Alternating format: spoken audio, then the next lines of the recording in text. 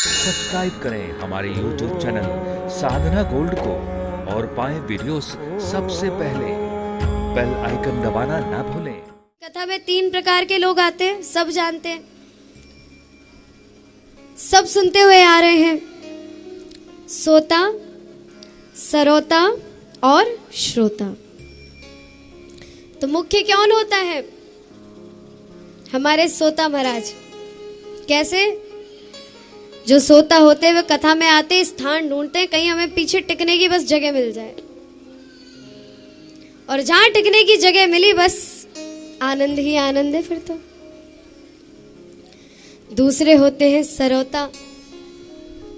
व्यास जी महाराज की बात को काटने के लिए तत्पर रहते हैं। अरे इन्होंने यहां से ये नहीं बोला, अरे देखो व्यास जी महाराज कैसे बोल रहे हैं। तो ये कौन हो गए? सरोता। और तीसरे हमारे बड़े सुंदर भोले भाले से होते हैं श्रोता। अब श्रोता में भी 3 श्रेणियां होती है महाराज। 3 प्रकार से कथा को या किसी सत्संग को या किसी नाम को श्रवण किया जाता है। कैसे? एक मूर्तिकार ने 3 मूर्तियां बनाई, काफी सारी मूर्तियां बनाई। 3 मूर्तियां बनाकर प्रमुख और रूप से बाहर बना के रखी हुई थी। तीनों मूर्ति एक जैसी, कोई भी परिवर्तन नहीं, एक ही धातु से बनी, एक ही तरह से बनी, किंतु उन तीनों के मोल भाव अलग। 10 रुपए, 100 रुपए, 1000 रुपए।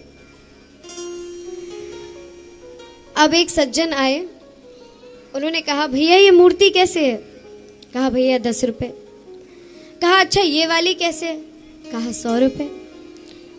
भैया मूर्ति तो एक सी लग रही है, अच्छा फिर ये वाली कैसे है? उस तीसरी मूर्ति के बारे में पूछा तो कहा भैया 1000 रुपए।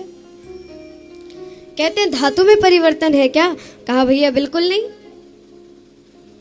कहा तो फिर एक विचित्र सी बात पता चल रही है, ना धातु में परिवर्तन है, ना इनके श्रृंगार में कोई परिवर्तन है, तो ये बताओ इनके मोल में परिवर्तन क्यों है?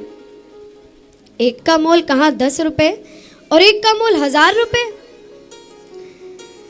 तो वह व्यापारी बताता है कि भैया इन मूर्तियों में फर्क क्या है पता है? जानना चाहते हो? जो 10 रुपए वाली मूर्ति थी, एक धागा लिया, मूर्ति के इस कान में से धागा डाला और दूसरे कान में से निकल गया। कहा भैया इसलिए ये 10 रुपए वाली मूर्ति है। कहा ठीक है भैया, और ये 100 रुपए की क्यों है? उसके जब कान में से धागा डाला तो नाक में से निकल गया। कहा इसलिए ये 100 रुपए की मूर्ति है, किंतु जब 1000 रुपए वाली मूर्ति के कान में धागा डाला तो वो सीधा हृदय में जाकर प्रवेश हुआ, वो कहीं से बाहर नहीं आया। तो कहा भैया इसलिए ये 1000 रुपए की मूर्ति है। अब आप सभी को समझ आया कि श्रोता क्यों 3 प्रकार के होते हैं। एक तो वो कथा यहां से सुनी, और क्या सुन के आए कथा में?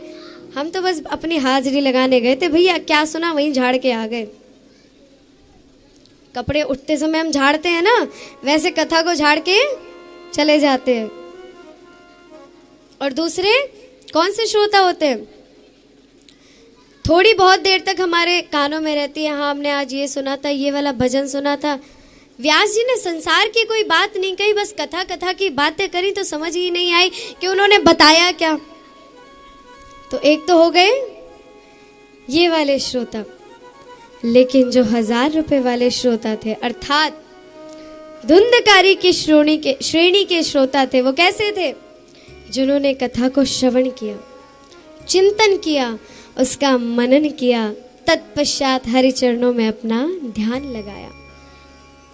तो ये 3 प्रकार के श्रोता होते हैं। तो इसीलिए भागवत की कथा का अधिकारी सिर्फ और सिर्फ निर्मत्सर, अर्थात जिसके अंदर मात्सर्य, किसी के प्रति द्वेष भावना नहीं है, किसी के प्रति छल कपट नहीं है, वही इसका अधिकारी है।